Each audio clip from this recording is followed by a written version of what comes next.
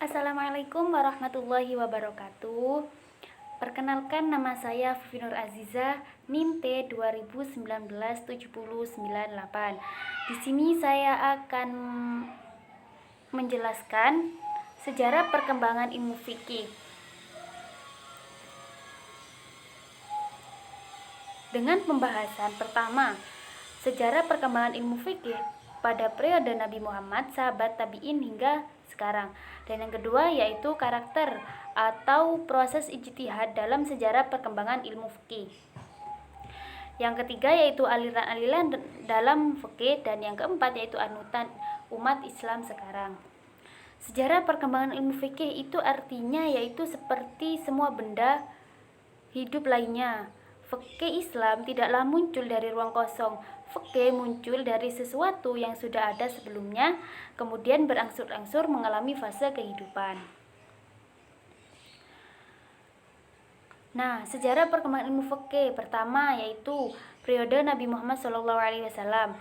Pada zaman Nabi Muhammad SAW adalah zaman yang tidak ada masalah dalam bidang keagamaan atau khususnya fikih. Artinya, semua permasalahan yang diajukan oleh umat atau sahabat atau musuhnya sekalipun dapat terjawab dengan tuntas.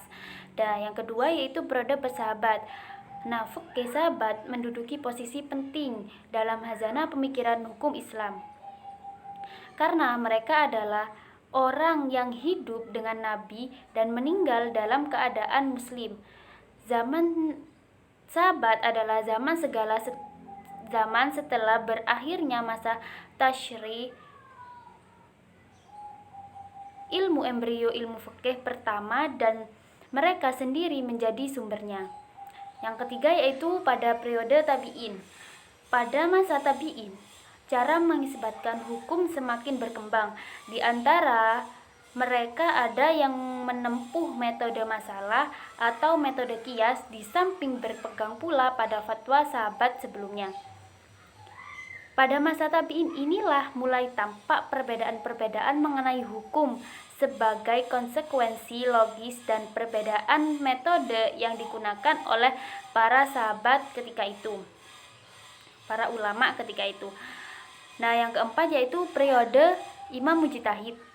Pada masa beliau banyak dipengaruhi oleh kelompok madrasah Makkah dan kelompok madrasah Madinah, yaitu yang mengedepankan hadis Nabi dibandingkan dengan menggunakan ijtihad.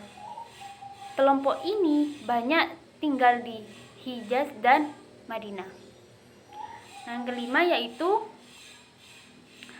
pada periode saat ini yaitu periode modern. Perkembangan fikih pada masa modern sangat dituntut oleh kemajuan zaman yang kian berkembang. Artinya umat Islam harus bisa membuat fikih itu praktis dan dinamis dengan tetap berpedoman pada Al-Quran dan hadis. Namun isi dan coraknya harus dikemas dalam kemasan zaman modern.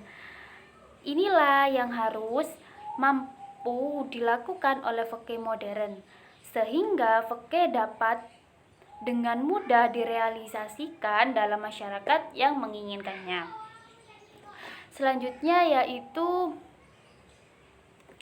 sejarah perkembangan ilmu fikih, yaitu ijtihad dalam sejarah perkembangan ilmu fikih. Arti dari ijtihad sendiri yaitu mencurahkan seluruh kemampuan untuk menetapkan hukum syara' dengan jalan istinbat atau mengeluarkan hukum dari kitabullah dan sunnah Rasul. Nah, pertama kita mempunyai ijtihad Nabi Muhammad SAW. Ulama berbeda pendapat mengenai ijtihad pada masa Nabi Muhammad SAW. Sebagian ulama mengatakan tidak ada. Hal ini didasarkan pada surat An-Najmi ayat 3-4 yang artinya sebagai berikut. Dan tiadalah yang diucapkan itu atau Al-Quran menurut kemauan hawa nafsunya. Ucapannya itu tiada lain hanyalah wahyu yang diwahyukan kepadanya. Yang kedua yaitu ijtihad sahabat. Adapun cara berijtihad para sahabat adalah pertama-tama dicari nasnya dalam Al-Qur'an, apabila tidak ada dicari dalam hadis, apabila tidak ditemukan baru berijtihad dengan bermusyawarah di antara para sahabat. Pada masa sahabat ini sudah ada 3 sumber yaitu Al-Qur'an, As-Sunnah, dan ijtihad sahabat.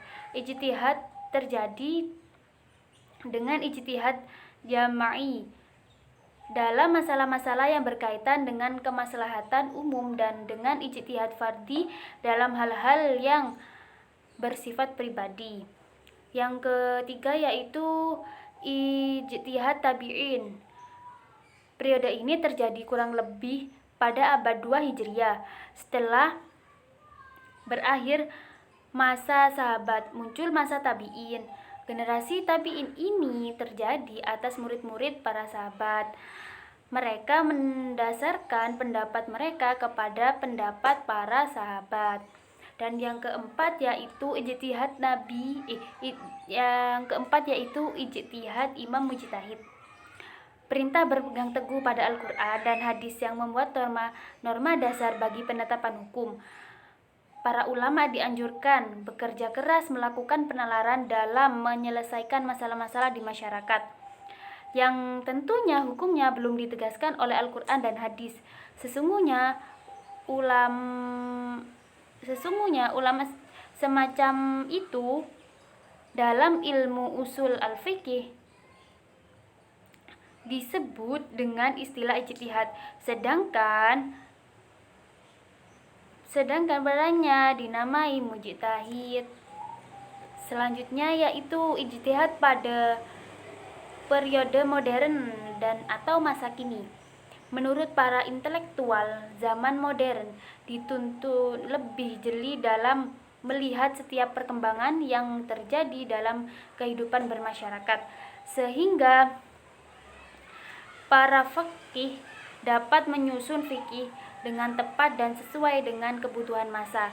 Keadaan ini menghendaki adanya satu metodologi yang tepat dalam merumuskan setiap tantangan fikih, sehingga fikih dihasilkan memiliki akar yang kuat ke dalam dan memiliki cakrawala keilmuan dan atau otoritas yang dapat diterima secara global.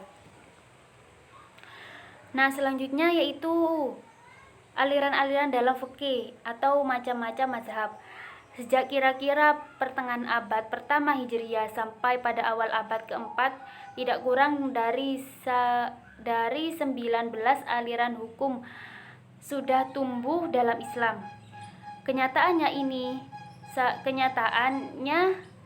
ini saja cukuplah sudah menunjukkan betapa ahli-ahli hukum kita dahulu tak putus-putusnya bekerja untuk disejalankan dengan kebutuhan-kebutuhan para peradaban yang terus tumbuh.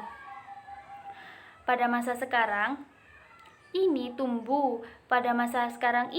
tidak kurang dari 6 aliran fikih yang besar dan banyak dianut di dunia Islam, yaitu mazhab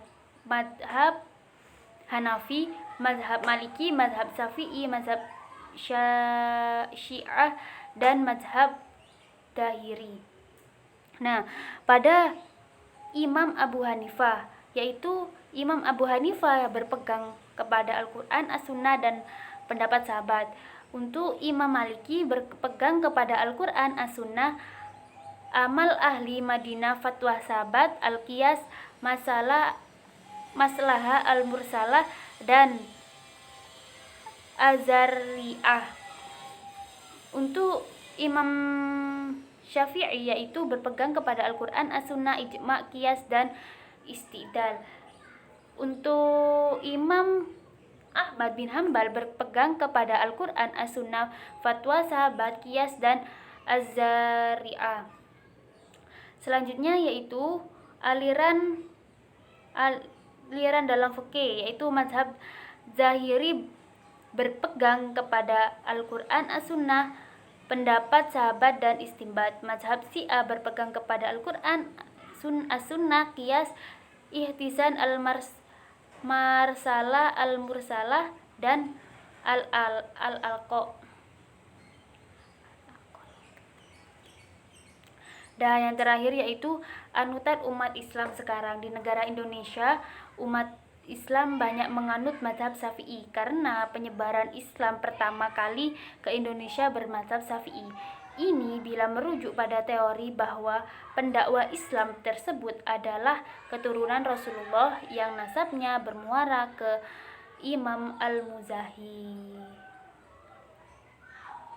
Sekian dari saya, kurang lebihnya mohon maaf. Wassalamualaikum warahmatullahi wabarakatuh.